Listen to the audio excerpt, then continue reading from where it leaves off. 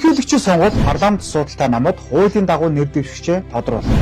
Гэхдээ эрхэн байна гэд хэний ч хамаагүй нэр дэвшүүлж болдгүй. Нэр дэвшигч нь ёс зүйн хийгээд улс орны хэмжээний нэр хүндтэй байх ёстой. Улс төрийн гол тоглогч Монгол Ардын намаас гэвэл улсын хурлын дарга гасан Замдан Шатар, Батлан хамгааллын сайд Бямцогт, хотын дарга Нямбаатар, мөн засгийн газрын гишүүн Жэн Хөр гэсэн нэрсийг дурдж болно. Эндээс Нямбаатар министр чиглэсэн талаастай ажлууд эхлүүлсэн учраас нэр дэвших магадлал том бага. Мөн Жэн Хөр жидүүтэй нэр холбогддог учраас дэвших хэрэг авч чадахгүй байх магадaltaй. Ардчилсан намаас гэвэл намын дарга Луугаан Төмөр ерөнхийсэд дасан Алтан хуйг улсын хурлын гишүүн Ганбаатар нарыг дурдж болно.